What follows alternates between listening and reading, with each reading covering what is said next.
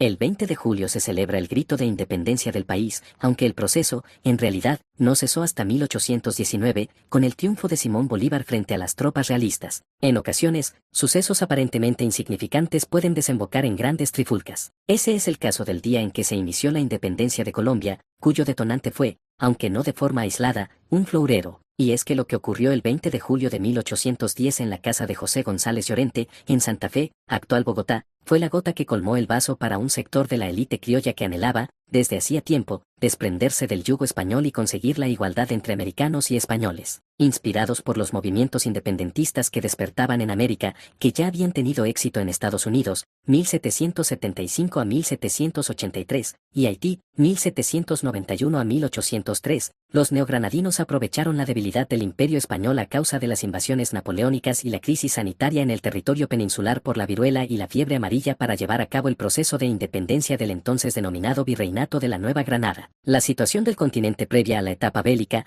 que se extendió desde 1810 hasta 1819, con la creación de la Gran Colombia de Simón Bolívar, era tumultuosa. Concretamente en la Nueva Granada, el descontento y la tensión se avivaron entre los criollos, hijos de europeos pero nacidos en el continente americano, quienes reclamaban tener los mismos derechos que los españoles a la hora de gobernar y pagar impuestos. Pero no solo ellos participaron en las rebeliones que dieron lugar al grito de independencia, afrodescendientes y pobladores indígenas también se posicionaron de un bando y de otro en función de sus intereses. Y así, el 20 de julio de 1810 fue el día en que se firmó el acta, aunque el movimiento independentista se venía engendrando desde finales del siglo XVIII, con más intensidad desde la rebelión de los comuneros 1781 y con clara inspiración en el documento de la Ilustración traducido al español por Antonio Nariño, la Declaración de los Derechos del Hombre 1795. ¿Qué sucedió el 20 de julio en Colombia? Más allá del florero de Llorente, la rivalidad entre americanos y europeos no solo sucedía en Nueva Granada, sino en prácticamente todos los territorios coloniales de América, lo que supuso un amplio descontento, sobre todo entre las élites criollas, que buscaban llegar a puestos elevados en la administración y elevar su economía a través del comercio. La mañana de ese viernes, un día de mercado en que las calles de Santa Fe estaban muy concurridas, el cabildo Antonio Morales ideó un plan que sirviese de excusa para generar un arihualte. La estrategia consistía en acudir al negocio de José González Llorente, un reputado comerciante español,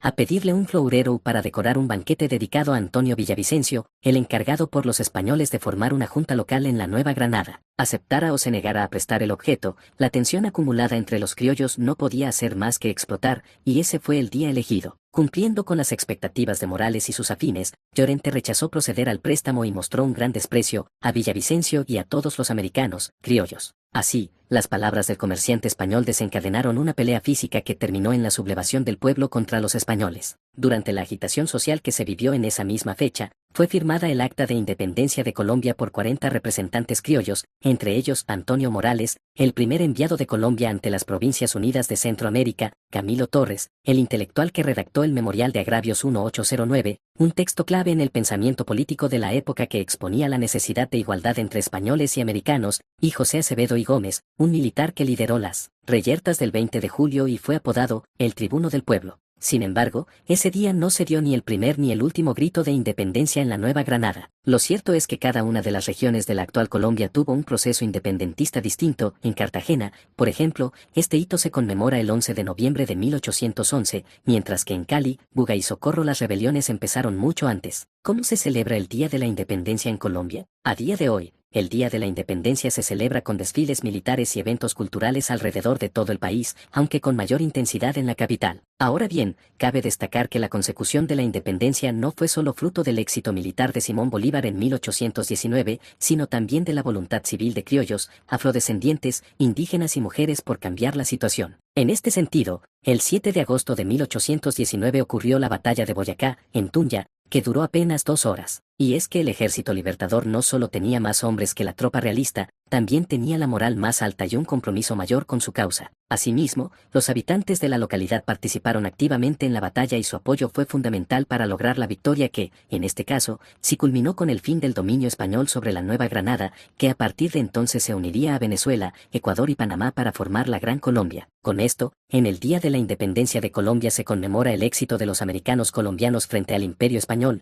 que 88 años más tarde llegaría a su fin con la pérdida de sus últimas colonias en América, Cuba y Puerto Rico. Y aunque el florero de Llorente pasó a convertirse en un símbolo de la Revolución colombiana e incluso dio nombre al Museo de la Independencia, Casa del Florero no es el protagonista de las celebraciones actuales que se desarrollan dentro y fuera del país, más bien lo son el aguardiente, la arepa y la cumbia.